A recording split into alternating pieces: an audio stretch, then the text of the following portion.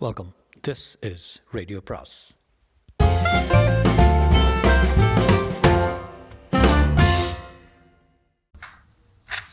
அனைவருக்கும் அன்பு வணக்கம். ராக்கி ரங்கராஜனின் கோஸ்ட் அத்தியாயம் 28. புதிய மேனேஜர் தியாகராஜ் முகத்தில் புன்னகையுடன் நவநீதனை விஷ் பண்ணினார். என்ன இலாக்காவில் என்ன வேலை செய்கிறாய் என்று விசாரித்தார். அவருடைய குரல் மென்மையாக இருந்தது. ஆள் மட்டும் கொஞ்சம் மோட்டாவாக மாநிறமாக இருந்தார். அந்த மாதிரி தோற்றமுள்ளவர்கள் சாதுவாயும் நகைச்சுவை உணர்ச்சி உள்ளவர்களாகவும் இருப்பார்கள் என்று கேள்விப்பட்டிருக்கிறான். இருந்தும் கூட அவனுக்கு பிரியம் ஏற்படவில்லை. இவரை கொல்ல வேண்டும் என்ற எண்ணமே உதித்தது. ஏனப்படி அவனுக்கு புரியவில்லை. இன்னும் 2 வினாடி அங்கே நின்றிருந்தால் குபீர் என்று அவர் மீது பாய்ந்து கழுத்தை நிறுத்தி விடுவோமோ என்று அவனுக்கு நடுக்கம் ஏற்பட்டது. அவர் கேட்ட கேள்விகளுக்கு ஏதோ உளறலாய் பதில் சொல்லிவிட்டு ஓட்டமும் நடையுமாக தன் இடத்துக்கு திரும்பிவிட்டான். தங்கமான மனிதரே என்று டைப்பிஸ்ட் மணி சொல்லிக் கொண்டிருந்தார். முன்னே இருந்தது ஒரு மொசடு சனிய என்று முன்னவரை சபித்துக் கொண்டிருந்தான் டெஸ்பேச் ரங்கநாதன். பியூன் முனுசாமி, இத்தனை வருஷ சர்வீஸில் என்னை யாரும் வாங்க போங்கன்னு சொன்னது கிடையாதுங்க. இவர் தான் மரியாதை கொடுக்குற முதல் ஆள் என்று மகிழ்ந்து கொண்டிருந்தான். இதெல்லாம் நவநீதனின் காதில் விழுந்ததை தவிர மனத்தில் உரைக்கவில்லை. இவர்கள் எல்லோரும் பொய் சொல்கிற மாதிரியும் தன் உள்ளத்தின் ஆழத்தில் உதித்திருக்கிற வெறுப்புணர்ச்சி தான் உண்மை போலவும் தோன்றியது. அன்று பூரா தன் வேலைகளை மௌனமாகவே முடித்துவிட்டு வீடு திரும்பினான். மனைவியுடனோ குழந்தையுடனோ சரியாக பேசவில்லை. மார்க்கெட்டுக்கு போகவில்லை. ரேடியோ கேட்கவில்லை. தன் சுபாவம் ரொம்பவும் மாறிவிட்டது என்று அச்சப்பட்டவனாக, அந்த அச்சத்தினாலேயே மேலும் ஒதுங்கி வாழ்பவனாக இருந்தான். இப்படியே 2 வாரம் ஓடியது. கூடுமானவரை மேனேஜரின் கண்ணில் படாமலே இருந்து வந்தான். பார்ப்பானேன், அந்த கொலை எண்ணம் தோன்றுவானேன் என்று தலைமறைவாக இருந்தான். தியாகராஜ் மிகவும் சுறுசுறுப்பாக காரியங்கள் செய்வதாக பேசிக்கொண்டார்கள். வேலை நிறுத்தத்துக்கு முன்னால் நின்று போயிருந்த பல பெண்டிங் விஷயங்களை அவர் மேலிடத்தின் துணையுடன் வேகமாய் ஃபைசல் செய்து கொண்டிருக்கிறார் என்று காதில் விழுந்தது. நவநீதன் எதிலும் அக்கறை காட்டவில்லை. அன்று காலை பியூன் முனுசாமி வந்து, உங்களை மேனேஜர் கூப்பிட்றார் சார் என்று தெரிவித்த போது அவனுக்கு திகைப்பாயும் பயமாகவும் இருந்தது. தயங்கிக் கொண்டே சென்றான். குட் நியூஸ் செய்ய நவநீதன் என்றார் தியாகராஜ் பரந்த புன்னகையுடன். அவன் விழிக்க ஒரு கடிதத்தை அவனிடம் நீட்டினார். நீங்கள் கேட்டிருந்தீங்க டிரான்ஸ்ஃபரு என்றார். அவனுக்கு பேச்சே வரவில்லை. அவன் வேலை பார்த்த நிறுவனத்துக்கு 2 கிளைகள் இருந்தன. ஒன்று மவுண்ட் ரோடில், இன்னொரு தியாகராய நகரில். அவன் வசிப்பது மாம்பலத்தில். ஆகையால் டி நகர் கிளைக்கு மாற்றல் கிடைத்தால் வசதியாக இருக்குமே என்று அவன் நினைத்தான். முக்கியமாக பஸ் செலவு மிச்சம். சீக்கிரமாக வீடு திரும்பி மனைவி குழந்தையை கொஞ்சலாம். இப்படியெல்லாம் எண்ணி அவன் மாற்றனுக்கு மனு செய்திருந்தான். ஆனால் அது எந்த காலத்திலோ மறந்து கூட போய்விட்டது அவனுக்கு. இப்போது புதிய மேனேஜர் பழைய விஷயங்களை எல்லாம் தீர்க்கிற ஜோரில் அவனுடைய மாற்றல் மனுவுக்காக மேலிடத்துக்கு சிபாரிசு செய்து முடித்து தந்திருக்கிறார் என்று தெரிந்தது. டிரான்ஸ்ஃபர் ஆர்டரை வாங்கி கொண்டு அவன் திரும்புகையில், என்ன எனக்கு ஒரு தேங்க்ஸ் கூட கிடையாதா என்று தியாகராஜ் சிரித்து கொண்டே கேட்டார். வந்து மறந்துட்டேன் சார், தேங்க்ஸ் சார் என்று குளறி விட்டு திரும்பினான்.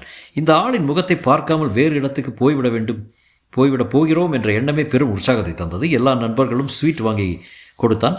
நண்பர்களுக்கும் குழந்தைக்கு லாலா கடை பட்சணமும் மனைவிக்கு மல்லிகை பூவும் வாங்கி கொண்டு வீடு சென்றான். அப்பாடா, 1 மாதத்துக்கு பிறகு இப்போ தான் உங்கள் முகம் பார்க்கும்படி இருக்கு என்றார் சரளா. அப்படியா என்று அசடு வழிந்தான் நவநீதன். ஆமாம், யாரையோ கொலை செஞ்சுட்டு ஒளிந்திருக்கிற மாதிரி ஒரு சகிக்க முடியாத களை குடியிருந்தது தன்னாலா. அவன் துணுக்குற்றான். மனைவியிடம் மேற்கொண்டு பேச விரும்பாமல் பையனை தூக்கி கொண்டு வாசல் பக்கம் நழுவி விட்டான். மேலும் 1 மாதம் காலம் சென்றது. தன் மன உளைச்சல் எல்லாம் தீர்ந்து விட்டதென்று அவன் உல்லாசமாக இருந்தபோது ஒரு நாள் ஆஃபீஸுக்கு சென்றவனுக்கு மறுபடி ஒரு அதிர்ச்சி காத்திருந்தது. நான் நவநீதன், நம்ம 2 பேரையும் பிரிக்க முடியாது போல இருக்குதே என்ற குரல் தியாகராஜ்.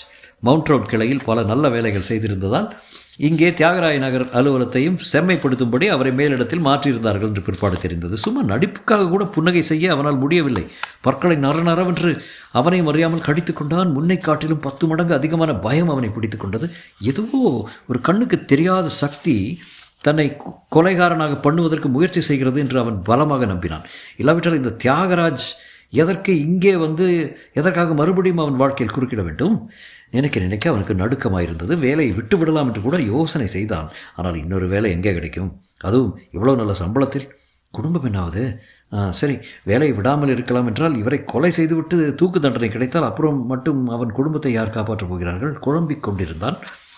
சரளாவிடம் கூட தன் வேதனையை சொல்லாமல் தனக்குள் தானே ஆழ்ந்து சிந்தனை செய்தான். தியாகராஜ் அடிப்படையில் நல்லவர், சாது. அவருக்கும் தனக்கும் விரோதம் வர காரணமே இல்லை. அப்படியே வந்தாலும் அவர் மேலதிகாரி, நாம் கீழ் உத்தியோகஸ்தன். ஆகவே தணிந்துதான் போக வேண்டுமே தவிர எதிர்த்து பேசக்கூடாது. பள்ளிக்கூட நாளில் இருந்தே யாருடனும் உரத்து பேசியதாகவோ சண்டை போட்டதாகவோ அவனுக்கு நினைவில்லை. அப்படி இருக்கும்போது கொலையாவது சுத்த அபத்தம், பித்துக்குளித்தனமான கற்பனை. இப்படி எவ்வளவோ தனக்குள் சொல்லிக்கொண்டே போன போதிலும் அவன் மனம் சமாதானமாக காணோம். வினாடிக்கு வினாடி அவன் குழப்பம் அதிகரித்தது. அன்று மாலை அவன் வீடு திரும்பும்போது தூறலாக மழை ஆரம்பித்திருந்தது. பனகல் பார்க்கை அடையும் முன் வானம் பொத்துக்கொண்டு மாதிரி கொட்ட ஆரம்பித்தது. ஒரு ஜவுளி கடையின் வாசலில் ஓடிப்போய் ஒதுங்கிக் கொண்டான். அவன் நின்றிருந்த இடத்தில் ஷோகேஸ் கண்ணாடி இருந்தது. அலங்காரத்துக்காக சாரி கட்டிய பெண் பொம்மையும் சூட் போட்ட ஆண் பொம்மையும் அங்கே நிறுத்தப்பட்டிருந்தன. அவனுடைய முதுகுக்கு நேர் பின்னால் ஆண் பொம்மை இருந்தது. மழை நிற்கட்டும் என்று காத்திருந்தவன் அந்த ஆண் பொம்மையை ஒரு நோக்கமும் இல்லாமல் பராக்காக வேடிக்கை பார்த்தான். திடீரென்று அவனுக்கு மார்பில் அடைத்து கொண்டது.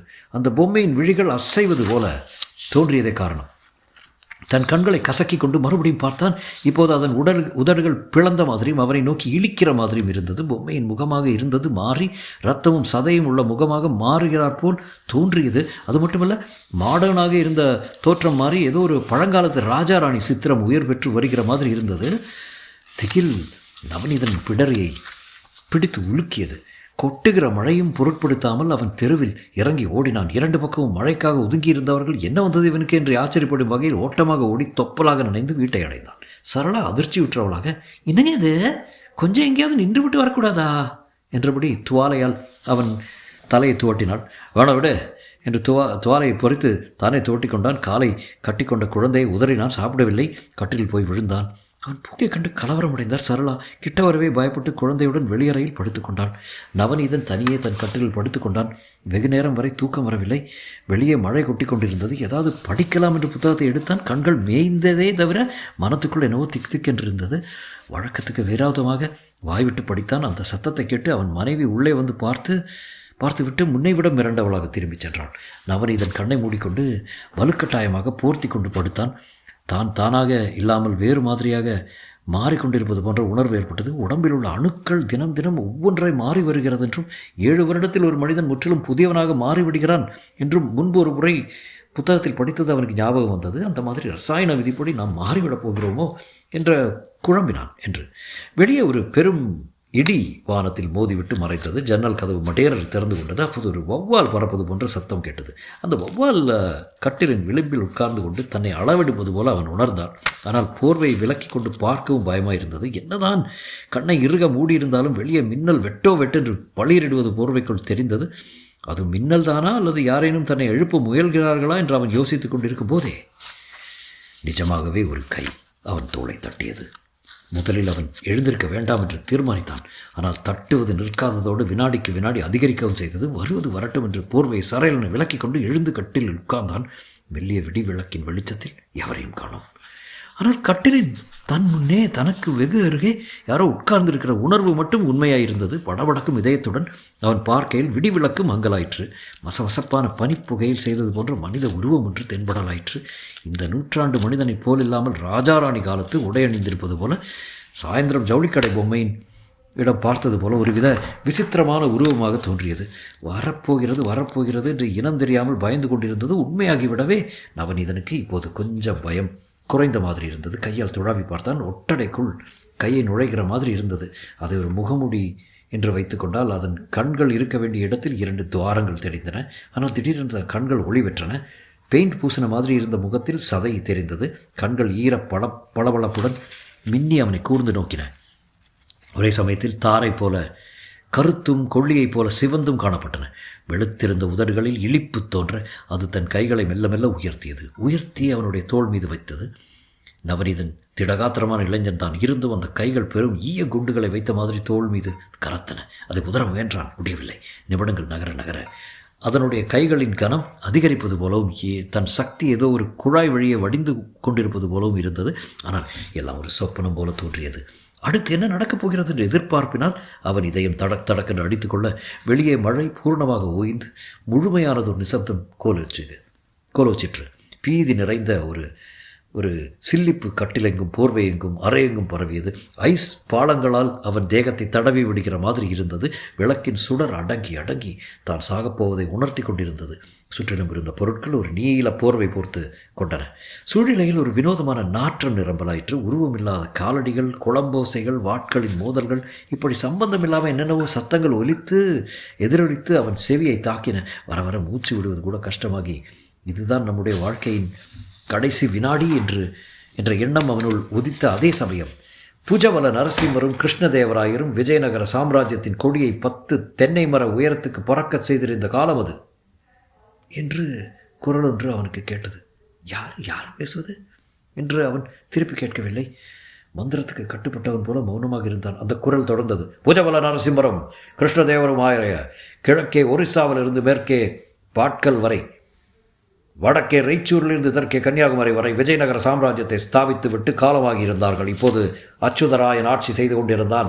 ஆலயங்களுக்கு சிறப்பான திருப்பணி செய்வது கிருஷ்ணதேவராயரின் இன்பமான வழக்கம். ஹம்பியிலும் திருவண்ணாமலையிலும் சிதம்பரத்திலும் காளஹஸ்தியிலும் ஸ்ரீரங்கத்திலும் கோயில்களுக்கு ராஜகோபுரம் எழுப்பியவர் அவர். அச்சுதராயனும் அதே பணியை தொடர்ந்தான். தென்னிந்திய க்ஷேத்திரங்களுக்கு தனது ராணி வரதராஜம்மாவுடன் சுற்றுப்பயணம் சென்றவன் கடைசியாக காஞ்சிபுரத்துக்கு வந்தான். ராணியையும் இளவரசன் வெங்கடாத்திரியையும் துலாபாரத்தில் நிறுத்து எடைக்கு எடை முத்து வழங்கினான். ஊரே கோலாகலமாக இருந்தது.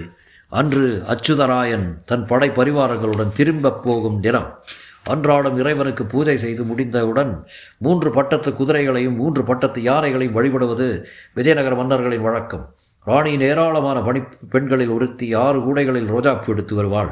ஒவ்வொன்றிலும் 10 பூ இருக்கும். அரசர் ஒவ்வொரு பூவாக எடுத்து அர்ச்சனை செய்கிற மாதிரி ஒவ்வொரு குதிரை மீதும் வீசுவார். 3 குதிரைகள் முடிந்ததும் 3 யானைகளுக்கும் இதே போல அர்ச்சனை செய்வார். அரசருக்காக பூக்கூடைகளை கொண்டு வந்து வைத்து கொண்டு நிற்பது ருத்ரம்மா என்ற இளம் பணிப்பெண்ணின் வேலை. அரசருக்கு உதவியாக பக்கத்திலே நிற்பது பெத்தராமன் என்ற குதிரை வீரனின் வேலை. இவன் கொடுமைக்காரன், கல்நெஞ்சன் என்று பிரசித்தி பெற்ற தளபதி ராமிநாயகியின் பிரிவிலே ஒரு போர் வீரனாக இருப்பவன். அழகி ருத்ரம்மா வந்து நிற்கும் ஒவ்வொரு முறையும் அவனுடைய வாலிப நெஞ்சம் சிறகடித்து பறக்கும். ஆனால் அவளுடன் பேசவோ பழகவோ சந்தர்ப்பம் ஏற்படாதிருந்தது. அன்றும் அவள் 6 பூக்கூடையை சுமந்து வந்திருந்தாள். மேடை மீது வைத்த ஒவ்வொரு கூடையாக அரசர் அச்சுதராயரிடம் நீட்டிக்கொண்டிருந்தாள். 4 கூடை தீர்ந்து விட்டது. அப்போதுதான் பெத்தராமன் கவனித்தான். 6வது கூடையில் 10 ரோஜா பூ இருக்கவில்லை, 9 தான் இருந்தன. கவனப்பிசகாக ஒன்று எண்ணிக்கையில் விட்டுவிட்டாள் என்று தெரிந்தது. அர்ச்சனையின் போது ஒரு பூ குறைந்தால் எத்தனை பெரிய அபச்சாரம்! அரசர் இவள் தலையை வாங்கி விடுவாரே. பெத்தராமன் நடுங்கிக் கொண்டிருக்கும் போதே 5வது கூடையும் அரசரின் கைக்கு போய்விட்டது. அத்தியாயம் 29. பெத்தராமன் கையை பிசைந்தான். எவ்வளோ பெரிய தவற்றை செய்துவிட்டு அப்படி செய்திருப்பதை அறியாமல் புன்னகையுடன் நின்று கொண்டிருக்கிறாள் ருத்ரம்மா. ஒருவேளை நாம் தான் தப்பாக எண்ணிவிட்டோமா? கடவுளே, என் தப்பாகவே இருக்க வேண்டுமே என்று மரத்துக்குள் பிரார்த்தனை செய்து கொண்டு மறுபடியும் 6வது கூடை எண்ணி பார்த்தான். மன்னர் எடுப்பதற்கு வசதியாக பூக்கள் தனித்தனியாகவே வைக்கப்பட்டிருந்தன. எண்ணினான். 10க்கு 1 குறைவாக 9 ரோஜா பூக்கள் தான் அந்த 6வது கூடையில் இருந்தன. அரசரோ 5வது கூடையை கையில் வாங்கி பட்டத்து யானையின் மீது ஒவ்வொன்றாக அர்ச்சனை செய்து கொண்டிருக்கிறார். 4வது பூ, 5வது பூ, 6வது பூ. ருத்ரமா செய்திருப்பது மற்றவர்கள் பார்வையில் ஒரு சாதாரண தவறுதான். சட்டென்று நந்தவனத்துக்கு ஒரு ஆள் அனுப்பி ஒரு பூ கொண்டு வர சொன்னால் சரியாகிவிடும். ஆனால் அரசருக்கு அந்த சில நிமிட தாமதம் ஏற்படுவதென்றால் எவ்வளவு பெரிய குற்றம்! முன்பொரு முறை இதுபோல பூஜை சமயத்தில் மன்னர் உபயோகித்த ஒரு பாத்திரம் சிறிது விரிசல் விழுந்திருந்ததால் தண்ணீர் கசிந்ததும் அதற்காக அந்த குறிப்பிட்ட வேலையை செய்த பணியாளனின் நாக்கை துண்டிக்கும்படி தண்டனை அளிக்கப்பட்டதும் பெத்தராமனுக்கு ஞாபகம் வந்தது. அரசரின் பணியாட்களுக்கு தண்டனை வழங்கும் அதிகாரம் தளபதி ராமநாயனி உடையது. அவனுக்கோ சித்திரவதை என்றால் வெள்ளக்கட்டி. மின்னல் வேகத்தில் இவ்வளவையும் எண்ணி பார்த்த பெத்தராமன் ருத்ரமாவுக்கு கண்ணால் ஜாடை காட்டினான் அவசரமாக. அவள் அதை உடனே புரிந்து கொள்ளவில்லை. ஏதோ குறும்புத்தனமாக விளையாடுகிறான் என்று எண்ணி முகத்தை திருப்பிக் கொண்டாள். 2ஆம் முறையும் அவன் பூக்கூடையை சுட்டி காட்டினால் போல் கண்ணை காட்டியதும் புரிந்து கொண்டாள் தன் குற்றத்தை. நடுநடுங்கி போனாள். முகம் பிரேதமாய் வெளுத்து போயிற்று. அரசரின் அர்ச்சனைகளை பார்த்து கொண்டிருந்த ஆயிரக்கணக்கான பொதுமக்களும் ராணிமார்களும் படை வீரர்களும் மந்திரி பரிவாரங்களும் சூழ்ந்து நின்றிருக்க இந்த 2 பேர் மட்டுமே தங்கள் அபாயத்தை கண்களால் பேசிக்கொண்டு தவித்தார்கள். இனி என்ன செய்வது? எப்படி செய்வது? மின்வெட்டும் நேரத்துக்குள் பெத்தராமனுக்கு கடவுள் ஒரு யோசனை தந்தார். உருவிய வாளுடன் அவன் அப்போதுதான் அர்ச்சனை முடிந்த யானையின் அருகே நின்றிருந்தான். யானையின் காலடியில் அர்ச்சனை செய்த பூக்கள் கிடந்தன. சரையல் என்று தன் வாளின் நுனியால் ஒன்றை குத்தி எடுத்தான். உடம்பை துளிகூட அசைக்காமல் விரைப்பாக நின்றிருந்ததால் அவன் செய்த காரியத்தை எவரும் கவனிக்கவில்லை. ஒவ்வொருவருடைய பார்வையும் மன்னர் செய்யும் அர்ச்சனையின் மீதே நிலைத்திருந்தது. அவன் வாளின் நுனியை ருத்ரம்மாவை நோக்கி நீட்ட, அவள் பூவை வாங்கி கொண்டு 6வது கூடையில் வைத்துவிட, அங்கே இப்போது 10 பூக்கள் இருக்க கண் இமைப்பதற்குள் ருத்ரம்மா ஆபத்தை தாண்டிவிட்டாள். அர்ச்சனை செய்த பூவையே திரும்ப அர்ச்சனை செய்வது அபச்சாரமான விஷயம்தான். அதற்காக தன்னை மன்னிக்கும்படி இறைவனை வேண்டி வானத்தை நோக்கி கண்களை உயர்த்தினான் அவன். இவ்வளவு பெரிய அபாயத்தில் இருந்து தன்னை காத்ததற்காக இறைவனுக்கு நன்றி செலுத்த வானத்தை நோக்கினாள் அவள். கீழே தாழ்கையில் இருவர் கண்களும் சந்தித்து கொண்டன. அந்த சந்திப்பில் இப்போது மட்டுமல்லாமல் இன்னும் பல ஜென்மங்களுக்கு அவர்களிடையே இருக்கப் போகும் சொந்தம் உறுதியாயிற்று. மன்னர் அச்சுதராயன் 6வது கூடை எடுத்து 10 பூக்களையும் அர்ச்சனை செய்து முடித்தார். ஜெயகோஷத்துடன் சபை கலைந்தது. பிரியும் போது சந்தடியின் நடுவே ருத்ரம்மா அவனை அணுகி வேறு யாருக்கும் கேட்காத ரகசிய குரலில், என் உயிரை காப்பாற்றினீர்கள், எப்படி என் நன்றியை சொல்வதென்றே தெரியவில்லை என்றாள். சாயந்தரம் கோவிலுக்கு நந்தவனத்துக்கு வா என்றான். அவனும் வேறு யாருக்கும் கேட்காதவனும் வண்ணம். அன்று மாலை அவனை கண்டதுமே அவன் தூண்டுதல் இல்லாமலே அவன் மார்பில் சாய்ந்தாள் ருத்ரம்மா. உயிரை காத்தவனுக்கு தன் உடலையும் உள்ளத்தையும் கொடுப்பதைத் தவிர வேறு காணிக்கை தெரியவில்லை அவளுக்கு. அதுவும் அவன் செய்த காரியம் வெளிப்பட்டிருந்தாள். மரண தண்டனை அல்லவா விதித்திருப்பார்கள் அவனுக்கு. ருத்ரா ருத்ரா என்று அவள் கூந்தலை வருடியபடி தன்னை மறந்திருந்தான் பெத்தராமன். பேசும் நிலை வந்தபோது அவள், உங்களுக்கு ஒரு கெடுதலும் நேராமல் இருக்க வேண்டும் என்று தினம் தினம் நான் ஆண்டவனை வேண்டுவேன் என்றாள். எனக்கு என்ன கேறுதல் நேரிடும் என்று சிரித்தான் அவன். தளபதி ராமிநாயனியின் கீழே வேலை பார்க்கிறீர்கள் அல்லவா, அவன் மக பொல்லாதவன் என்றாள் அவள். உனக்கு எப்படி தெரியும்? கேள்விப்பட்டிருக்கிறேன். அத்தோடு என்னிடமே ஒரு முறை அவன் வம்பு செய்திருக்கிறான். உன்னிடமா? ஆமாம். 2 மாதம் முன்பு பாலாற்றங்கரையில் நான் முகாமிட்டிருந்த போது தனியாக குளித்து கொண்டிருந்தேன். திடீரென்று ராமிநாயினி வந்து என்னை கட்டிப்பிடித்தான், திமிரினான், என் சேலையை பறித்தான், நிர்வாணமாக்கிவிட்டான். நல்ல காலம், யாரோ வருகிற சத்தம் கேட்டதும் போய்விட்டான். பிறகும் 2-3 முறை வம்புக்கு வந்தான். ராணியாரிடம் சொல்லிவிடுவேன் என்று எச்சரித்தேன். அதன் பிறகுதான் கொஞ்சம் அடங்கியிருக்கிறான். பெத்தராமன் முகத்தில் கவலை படர்ந்தது. தளபதி ரொம்ப பொல்லாதவன் என்பது உண்மைதான். கூடுமானவரை அவன் கண்கள் படாமல் இரு என்றவன், இது மார்கழி மாதம், நல்ல காரியங்களுக்கு உகந்ததல்ல. தை பிறக்கட்டும், அரசரிடமும் ராணியிடமும் உத்தரவிட்டு உன்னை மணந்து கொள்கிறேன் என்று வாக்களித்தான். 10 நாட்களில் அச்சுதராயனின் பரிவாரம் தலைநகரை நோக்கி திரும்பியது. காஞ்சிபுரத்துக்கு 10 கல் தொலைவில் ஒரு சிற்றூரில் அவர்கள் தங்கியிருந்த போது அந்த ஊர் ஜனங்கள் ஒரு விண்ணப்பம் செய்து கொண்டார்கள். இங்கெல்லாம் நல்ல விளைச்சல் காணக்கூடிய பூமியாக இருந்தும் போதுமான தண்ணீர் இல்லாததால் கஷ்டப்படுகிறோம். அரசரின் விஜயத்துக்கு ஞாபகார்த்தமாக ஒரு குளம் வெட்டி கொடுத்தால் உபயோகமாகவும் உபகாரமாகவும் இருக்கும் என்பதை அவர்கள் கோரிக்கை. அச்சுதராயனும் அவ்வண்ணமே செய்யுமாறு தளபதிக்கு ஆணையிட்டார். ராமிநாயினியின் தலைமையில் படை வீரர்கள் குளம் வெட்டத் தொடங்கினார்கள். அது வெட்டி முடிக்கப்படும் வரை அரசரும் அங்கே தங்கியிருக்க சம்மதித்தார். 100கணக்கான பேர் வேலை செய்ததால் சாதாரணமாக 15 நாளில் குளம் வெட்டி முடிக்கப்பட்டுவிடும். ஆனால் இந்த முறை அப்படி நேரவில்லை. காரணம், கிழக்கு புறம் கட்டிய கரை நிற்காமல் சரிந்து சரிந்து விழுந்து கொண்டிருந்ததுதான். எவ்வளவு மண் அடைத்தும் எத்தனை முட்டு கொடுத்தும் அந்த கரை நிற்கவில்லை. அரசருக்கு தகவல் சென்றது. மந்திரிகளுடன் ஆலோசனை செய்தார் அவர். பூசாரிகளை வரவழைத்து வேள்வி நடத்தி அவர்கள் சொல்கிறபடி செய்வதென்று முடிவாயிற்று. ஊருக்கு வெளியே இருந்த தோப்பில் அதை நடத்த ராமிநாயினி நியமிக்கப்பட்டான். அக்கம் பக்கத்து ஊர்களில் இருந்து பல பூசாரிகளும் ஒரு தலைமை பூசாரியும் தீ வளர்த்து யாகம் செய்து குறிகேட்டார்கள். தலைமை பூசாரி தனக்கு கிடைத்த குறியை ராமிநாயினியிடம் தனியே சொன்னான். அப்போது தளபதியும் பெத்தராமனும் மட்டுமே அங்கே இருந்தார்கள். கரை சரிந்து விழாதிருக்க என்னென்ன பலி கொடுக்க வேண்டும் என்பதை தலைமை பூசாரி தெரிவித்ததும் எல்லோருக்கும் உரிய வெகுமதிகளை கொடுத்து அனுப்பிவிட்டான் தளபதி.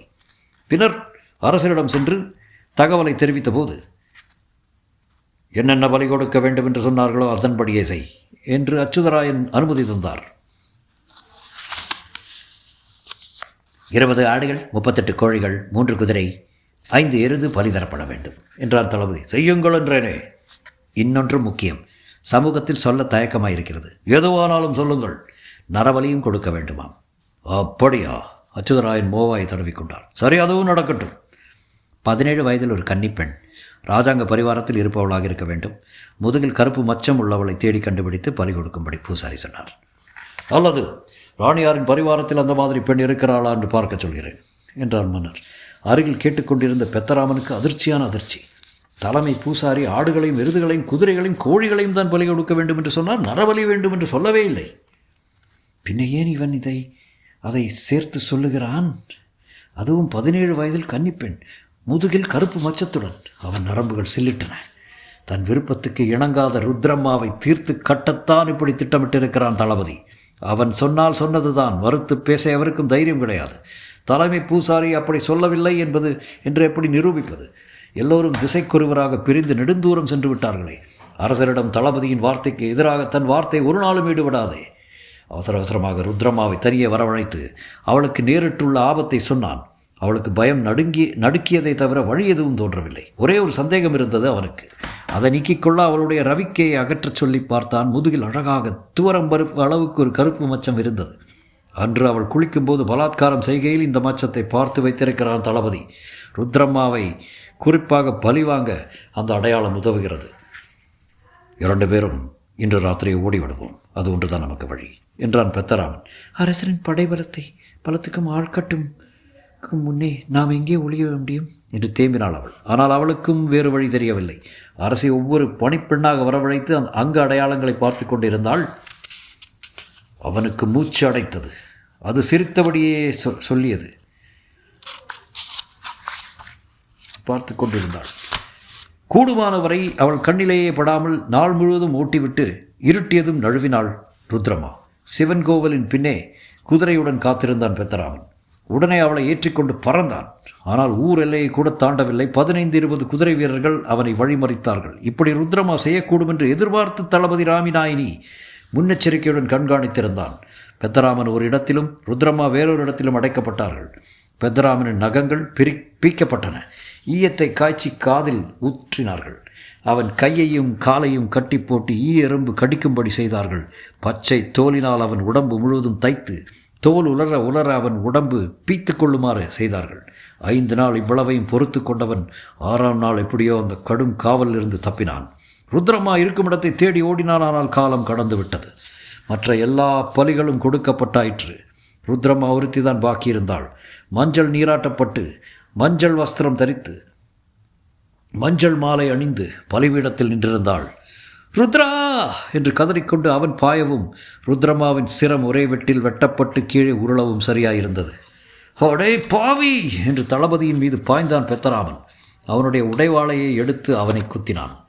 ராமிநாயினி உயிரற்று கீழே சாய்ந்த மறு வினாடி மற்ற வீரர்கள் பெத்தராமனை சூழ்ந்து கொண்டு அவனை கண்டந்துண்டமாக வெட்டி போட்டார்கள். தலைமை பூசாரி ஒரு நரபலி கூட கேட்கவில்லை. ஆனால் 3 பலிகள் கிடைத்துவிட்டன. அதன் விளைவுதானோ என்னவோ குளத்தின் கரை பிறகு சரியவில்லை. அரசர்களுடைய வாழ்வில் இதெல்லாம் சர்வசாதாரணமான சம்பவங்கள். ஒரு நல்ல தளபதியை இழந்துவிட்டோமே என்று சிறிது வருத்தப்பட்டதை தவிர வேறு எதுவும் அச்சுதராயன் நினைக்கவில்லை. திக் விஜயம் தொடர்ந்தது.